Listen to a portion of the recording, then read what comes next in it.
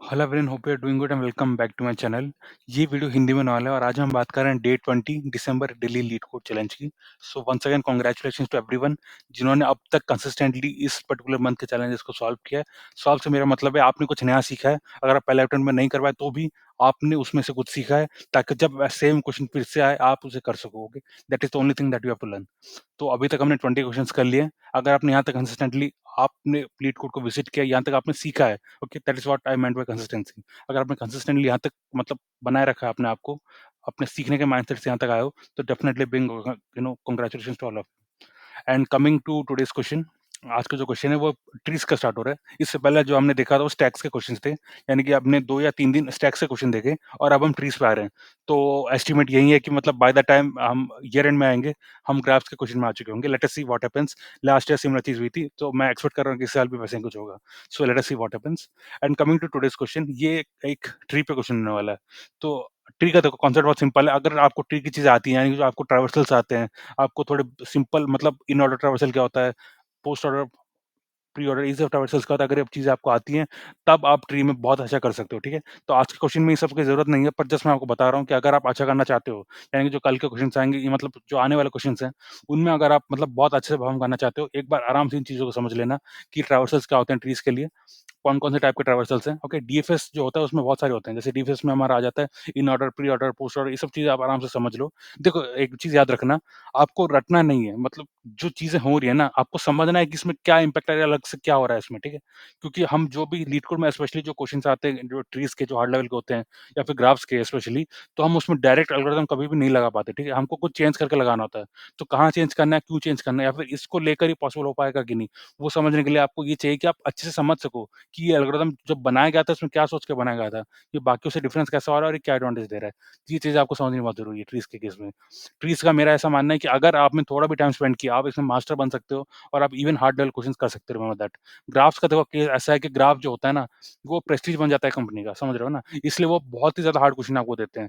तो मैं ग्राफ्स का ये नहीं बोलूँगा कि आप मास्टर कर सकते हो कुछ ही टाइम में, मैं ऐसा नहीं बोलूँगा, बट यार ट्रीज़ एक ऐसा एरिया है जहाँ पे आप सही मायनों में मास्टर कर सकते हो। कोई भी क्वेश्चन है, आपके पास कुछ ना कुछ तो मतलब होगा कि आप एटलीस्ट ब्रूट फोर्स से तो कर ही सकते हो, right? As simple as that, okay? और ट्रिक्स के केस में ऐसा ब्रूट फोर्स या फिर ऑप्टिमल ऐसा कुछ होता नहीं है, राइट? मोर और लेस ऑलमोस्ट सिमिलर ही चीज़ें होती हैं, राइट? ब्रूट फोर्स और ऑप्टिमल सॉल्यूशन ज़्यादा डिफरेंट नहीं होते, सेम चीज़ हो रही होती है, बट अगेन यार थोड़ा-सा ही चेंज आता है इन दोनों में। ये एक चीज़ मैं आपको पहले ही बता देना चाहता हूँ। तो अगर हम आज के क्वेश्चन की बात करें, ये पहला क्वेश्चन आने वाला है ट्रीज़ का, जल्द से ये देख लेते हैं। 2, 4, 1, 5 reverse odd levels of binary tree, ठीक है? सबसे पहली चीज़ बाइनरी ट्री क्या होता है? बाइनरी ट्री होता है यानी कि एक नोड के सिर्फ 2 चाइल्ड नोड्स होंगे, ठीक है? 2 चाइल्ड नोड्स, तो वो होता है binary tree, okay? As simple as that. मतलब एट मोस्ट 2 मैं कह रहा हूँ। और ये यहाँ पे बात करें परफेक्ट बाइनरी ट्री की। परफेक्ट बाइनरी ट्री क्या होता है? यहाँ पे उन्होंने डेफिनिशन दिया हुआ है, जिसके जो लीफ नोड्स होते हैं वो एक सेम लेवल पे हों, ठीक है? अब आप मुझसे पूछोगे लेवल क्या होता है? देखो, लेवल का मतलब ये है कि सब समझ लो, देखो, ये जो पहला रूट आपको दिख रहा है ना वो लेवल 0 में है, ठीक है? जो 3 एंड 5 आपको लिखे दिख रहे हैं ना वो लेवल 1 में है, एंड सिमिलरली ये जो मतलब लास्ट के जो नोड्स है ना 8, 13, 21, 34, ये लेवल 2 में है। अब समझ रहे हो ना लेवल क्या होता है? लेवल का मतलब होता है कि वो कितने डिस्टेंस में है रूट से, ठीक है? As simple as that. यानी कि जो-जो नोड एक मतलब सेम डिस्टेंस में रूट से, तो वो सेम लेवल में आ जाते हैं, ठीक है? As simple as that. आप इतना समझ लो, ये मतलब एक क्लासरूम हो गया, तो जो रूट हो गया वो टीचर हो गया, जो फर्स्ट रो हो गया वो मतलब आप कह सकते हो लेवल 1 हो गया, जो लास्ट रो हो गया इस केस में वो लेवल 2 हो गया, सो ऑन, राइट? ये एक लेवल हो गया, राइट? तो अब देख लेते हैं क्वेश्चन क्या है। Yeah, you are given a root of a perfect binary. Reverse the node values at each odd level of trees. ठीक है? अब ये बात कर रहे हैं ऑड लेवल्स की। ऑड लेवल्स क्या होता है? देखो, सबसे पहली चीज़, रूट जो हो गया वो लेवल 0 में हो गया, ठीक है? अब जो लेवल 1 होता है वहाँ से ऑड लेवल की स्टार्ट हो जाती है। देखो, 3 और 5 जो है वो ऑड लेवल में लाई करते हैं, ठीक है? तो हमें करना क्या है? देखो, जो लेफ्ट साइड में देख रहे हो वो आपका इनपुट है, जो राइट साइड में देख रहे हो वो आपका आउटपुट होना चाहिए, ठीक है? तो उन्होंने क्या किया है? देखो, 3 और 5 का ऑर्डर देखो, पहले 3 आ रहा है फिर 5 आ रहा है, तो आपने इसको रिवर्स कर दिया। तो आपने क्या किया? 5 अब पहले आएगा, 3 उसके बाद में आएगा। रिमेंबर, जो लेवल 2 है यानी कि 8, 13 है, 21, 34, इन सबका ऑर्डर सेम रहेगा, आप देख सकते हो। इनका ऑर्डर में कोई चेंज नहीं हुआ है। सिर्फ ऑड लेवल के एलिमेंट्स में चेंज हुआ है। मतलब कि उनका ऑर्डर रिवर्स हो गया है। जैसे कि 3 था 5 था, अब 5 हो गया 3 हो गया, ठीक है? ऐसा ही होने वाला हर ऑड लेवल के लिए, ठीक है? इन्होंने जो एग्ज़ाम्पल्स दिए हैं बहुत ही छोटे एग्ज़ाम्पल्स हैं। इसमें वो चीज़ साफ नज़र नहीं आ रही है, एक्सेप्ट एग्ज़ाम्पल नंबर 3, बाकी सारे बहुत ही छोटे एग्ज़ाम्पल्स हैं। और एग्ज़ाम्पल 3 के इन्होंने डायग्राम भी नहीं दिया। बट अगेन आप देख सकते हो इसमें एग्जाम्पल 2 में 13 आ रहा है फिर 11 आ रहा है, तो ये ऑर्डर रिवर्स हो जाता है, फिर 11 आएगा फिर 13 आएगा एंड सो ऑन, ठीक है? तो ये होता है कि ऑड लेवल क्या है, ठीक है? अब इन्होंने क्या बोला इसमें एक बार देख लेते हैं। Suppose the node values at level 3 are, ठीक है? ये हो गया हमारा नोड वैल्यूज़, ठीक है? आप इसका कल ऑर्डर देखो, ऑर्डर इम्पोर्टेंट है और कुछ भी इम्पोर्टेंट नहीं है। ये एक ऑड लेवल में प्रेज़ेंट है और ये उनके सीक्वेंस में ये सीक्वेंस है, ठीक है? खाली इतना आपका जानना इम्पोर्टेंट है। Then it should become like this, ठीक है? जो आपका जो टारगेट वाला ट्री होगा उसमें ये इस वाले सीक्वेंस में होना चाहिए सेम लेवल में, ठीक है?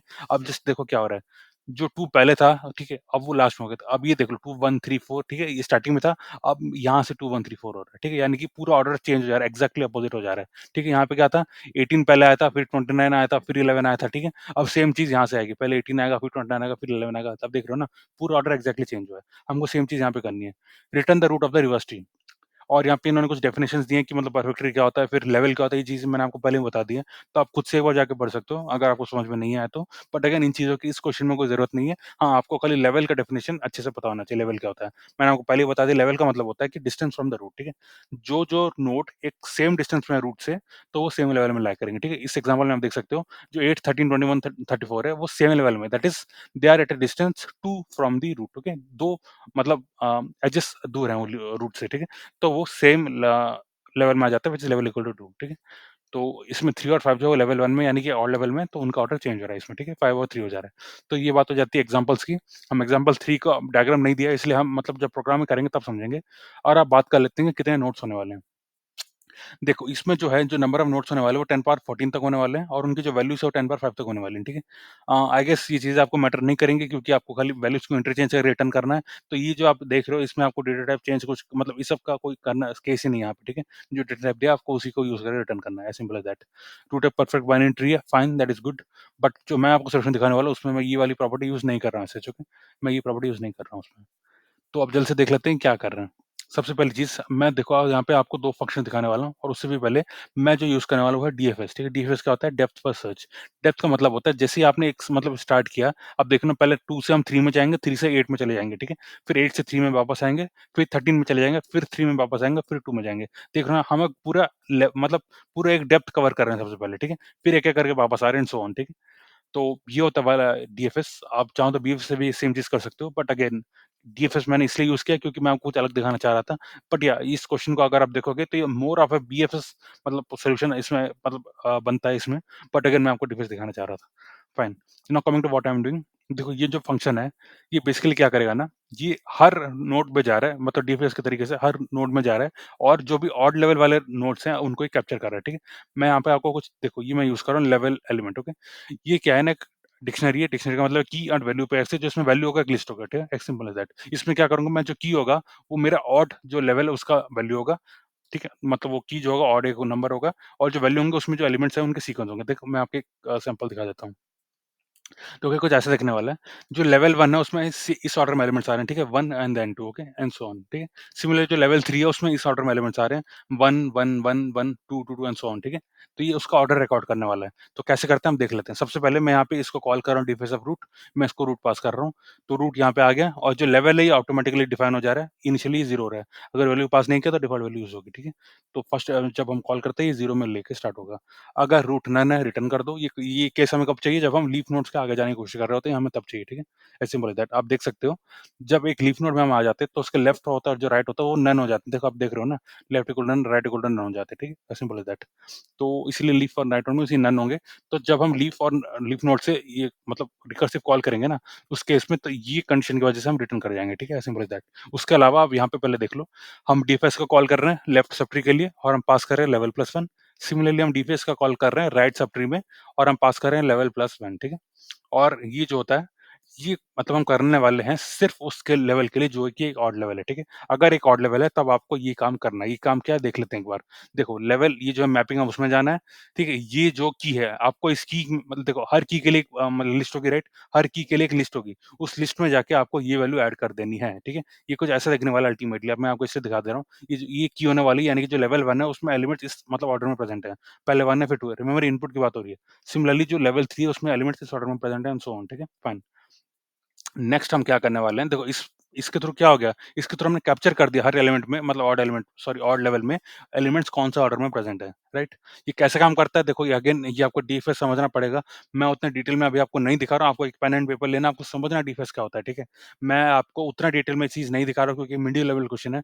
अगर इन्होंने ईज़ी से स्टार्ट किया तो मैं आपको वो चीज़ भी अच्छे से दिखाता। पर देखो मीडियम मतलब मैं आपको फिर से बता देता हूँ, देखो इसमें क्या हो रहा है ना, डीएफएस का मतलब होता है अपने 2 से स्टार्ट किया, मेरे जो एल्गोरिथम मैंने लिखा उसमें क्या होगा देखो, 2 से स्टार्ट हुआ, 3 में गया, फिर 8 में गया, फिर 8 से वापस 3 में आया, फिर 13 में गया, वापस 3 में आया, 2 में गया, 5 में आया, 21 में गया, वापस 5 में आया, 34 में गया, वापस 5 में आया, वापस 2 में आया एंड दैट्स इट, और यहाँ पे खत्म हो गया, ठीक है? ये इस ऑर्डर में काम करने वाला है, तो इसलिए इसको डीएफएस कहते हैं।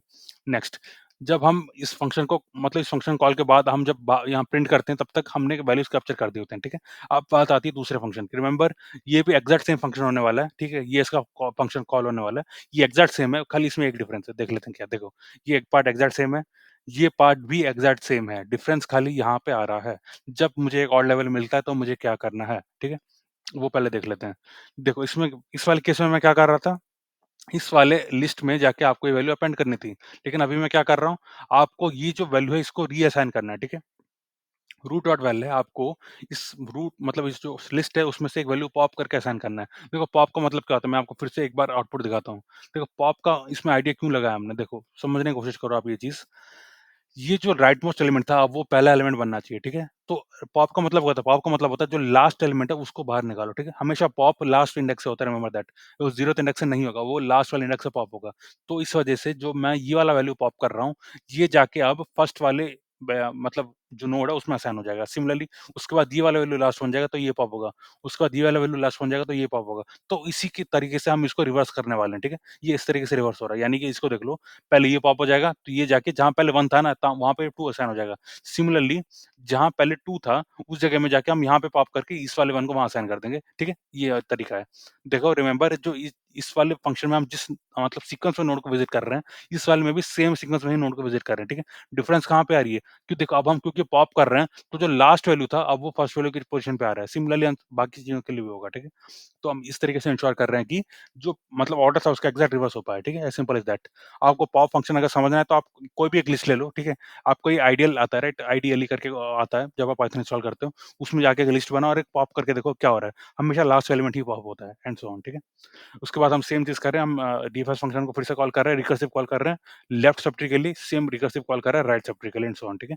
ये हो गया मेन वाला फंक्शन कॉल जो कि रूट के लिए हम कर रहे हैं। उसके बाद मैं सेम रूट को रिटर्न कर दे रहा हूँ। अब 2 चीज़ें जो मैं आपको बताना चाहता हूँ, देखो सबसे पहली चीज़, नॉर्मली हम क्या करते हैं ना, अगर एक स्ट्रिंग का क्वेश्चन हो गया, अगर एक अरे का क्वेश्चन हो गया, तो हम क्या करते हैं, इनपुट में हम चेंजेस करने से बचते हैं, ठीक है? इनपुट में हम चेंजेस नहीं करना रहता उनके इसमें। पर जब बात आती है ट्रीज़ का स्पेशली, तब सबसे ऑप्टिमल तरीका यही होता है कि आप रू मतलब जो इनपुट है उसी में ही चेंज कर दो। आपने देखा होगा इस क्वेश्चन में मैंने क्या किया, जो मुझे रूट गिवन था, मतलब जो इनपुट गिवन था, उसी में मैंने चेंजेस किए और उसके बाद मैं सेम रूट को ही रिटर्न कर रहा हूँ। क्यों? क्योंकि आपको फिर से ट्री बनाना पड़े तो वो एक मतलब ईज़ी काम नहीं रह जाएगा, ठीक है? वो एक डिफ़िकल्ट काम हो जाएगा। तो उस वजह से हम सेम चीज़ में ही मैनिपुलेट करके हम रिटर्न कर रहे होते हैं, ठीक है? आप इंटरव्यू से एक बार पूछ लेना कि क्या मैं सेम चीज़ में मतलब कर सकता हूँ, और अकॉर्डिंगली आप करना, ठीक है? पूछने के बाद ही करना। पर मोस्टली वो अलाउ करते हैं इन चीज़ों के लिए, ठीक है? क्योंकि इसमें लॉजिक ज़्यादा इंपॉर्टेंट है than the building of the tree, okay? As simple as that. उसके अलावा अगर हम बात करें जो टाइम कॉम्प्लेक्सिटी वो क्या होने वाला है, देखो, ये जो मेरा डिवाइस फंक्शन है ये हर नोड को एक बार विज़िट करने वाला है, ठीक है? मतलब किस ऑर्डर में कर रहा हूँ वो मैंने आपको दिखा दिया। देखो डीएफएस बीएफएस में खाली इतना ही डिफरेंस है कि कौन-सा ऑर्डर में विज़िट कर रहे हैं वो अलग होता है, ठीक है? पर दोनों की टाइम कॉम्प्लेक्सिटी सेम होती है। तो ये भी O ऑफ n होने वाला है, n क्या है नंबर ऑफ नोड्स, ठीक है? सेम चीज़ यहाँ पे भी ई जो है ये भी सेम ऑर्डर में विज़िट करने वाला है, पर ये फिर से एक बार विज़िट करने वाला है, ठीक है? तो ये भी O ऑफ n हो गया। तो ओवरऑल अगर हम पूरे प्रोग्राम की कॉम्प्लेक्सिटी निकालें टाइम कॉम्प्लेक्सिटी, ये O ऑफ n होने वाला है, ठीक है?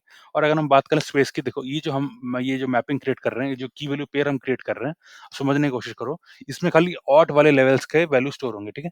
तो अगर हम देखें ऑन द हाई लेवल, ये भी O ऑफ n होने वाला है, यानी कि जो मतलब जितने हमारे एलिमेंट्स हैं, O ऑफ n मतलब उसी के रेंज का होने वाला है, क्योंकि बट रिमेंबर वन थिंग, हम सारे एलिमेंट स्टोर नहीं कर रहे हैं, हम सिर्फ ऑड लेवल के जो एलिमेंट्स हैं, उन्हीं को स्टोर कर रहे हैं। आप देख सकते हो 1 का स्टोर हो गया, 3 का स्टोर हो गया, एंड सो ऑन। हमने 2 का नहीं किया, पर देख रहे हो ना? तुम खाली ऑड लेवल के एलिमेंट स्टोर कर रहे हो, बट स्टिल कहने के लिए ये O ऑफ n ही होगा स्पेस कॉम्प्लेक्सिटी में, टेक्निकली। सो या फिर that was all for this particular video. जब आप सबमिट करो इसको कमेंट आउट कर देना। अदरवाइज़ आपको टाइम लिमिट एक्सीड एरर भी आ सकता है, मतलब sorry output limit exceed error भी आ सकता है। प्रिंट स्टेटमेंट्स नहीं होने चाहिए जब आप कोड को सबमिट करते हो, ठीक है?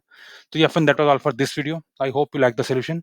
अगर आपको मेरे एफर्ट्स पसंद आते हैं, अगर आपको कुछ भी सीखने को मिलता है मेरे वीडियो से, प्लीज़ चैनल को सब्सक्राइब करें। This really gives us a lot of motivation to continue further. 11 दिन बचे हैं December daily LeetCode challenge के लिए। मैं उम्मीद करता हूँ आप लोग इसके बाद भी कंटिन्यू करते रहेंगे, लास्ट मोमेंट तक कंटिन्यू करते रहेंगे। जब बाकी लोग एन्जॉय कर रहे हैं, उसके बाद भी आप कुछ सीखते रहेंगे और वही तरीका होगा अपने लाइफ को चेंज करने का। रिमेंबर दैट आज भी जो लोग बड़ी-बड़ी कंपनी में हैं, जो कि पैंग कंपनी जो हम बोलते हैं ना, जो लोग उनमें भी है रिमेंबर वो भी यही चीज़ कर रहे हैं, ठीक है? जो आप अभी कर रहे हो। ये लीड कोडिंग कर रहे हैं या फिर जो भी जिस भी तरीके से उन्हें कोडिंग करने को मिल रहा है, वो लोग उसी तरीके से कर रहे हैं और उसी तरीके से वो इंश्योर कर पा रहे हैं कि वो अपने पोज़ीशन को मेंटेन कर पाएँ, ठीक है? अदरवाइज़ उनके लिए भी जॉब सिक्योरिटी एक क्वेश्चन मार्क हो जाएगी, ठीक है? ये चीज़ें अगर आपको आती हैं, आप बहुत ही कॉन्फिडेंट हो सकते हो कि अगर आपको जॉब से निकाला भी जाता है, आप नेक्स्ट जॉब यूँ क्रैक कर लोगे, ठीक है? That is why this gives you a peace of mind कि आप मतलब चैन आपके अंदर एक चैन आएगा, आप आराम से रात की नींद सो पाओगे, ठीक है? अदरवाइज़ अगर आप बड़ी कंपनी में हो भी, अगर आपको कोडिंग नहीं आती, अगर आपने इंटरव्यू प्रिपरेशन नहीं की है, तो जैसे ही आपको कंपनी से निकाला जाएगा, आपका जो स्टेट ऑफ द लाइफ़ है, ठीक है? वो चेंज हो जाएगा। इसीलिए मैं कहता हूँ, ये एक हॉबी बना लो कोडिंग करने की, ये आपको हेल्प करती है। लेकिन बहुत से लोग आपको बोलेंगे कि ये चीज़ें मतलब रियल लाइफ़ में जो जॉब होती है प्रोग्रामिंग की, प्रोग्रामर्स की, डेवलपर्स की, उसमें हेल्प नहीं करती। मैं उसको बोलूँगा कि बहुत ही गलत चीज़ है, हेल्प करती है। आपको मौका ढूँढना होता है कि कहाँ पे ये एल्गोरिथम हमको लगाना है। मैं आपको एग्ज़ाम्पल भी दे सकता हूँ, यहाँ पे मैंने लगाया है और मैंने किया है। अगर मैं आपको एग्ज़ाम्पल दूँ, देखो क्या होता है ना कि जब आप SQL सर्वर में जब एक डेटाबेस में आप स्क्रिप्ट्स जनरेट कर रहे हो तो ठीक है, मतलब पहले कौन-सा व्यू क्रिएट होगा, उसके बाद कौन-सा व्यू क्रिएट होगा एंड सो ऑन।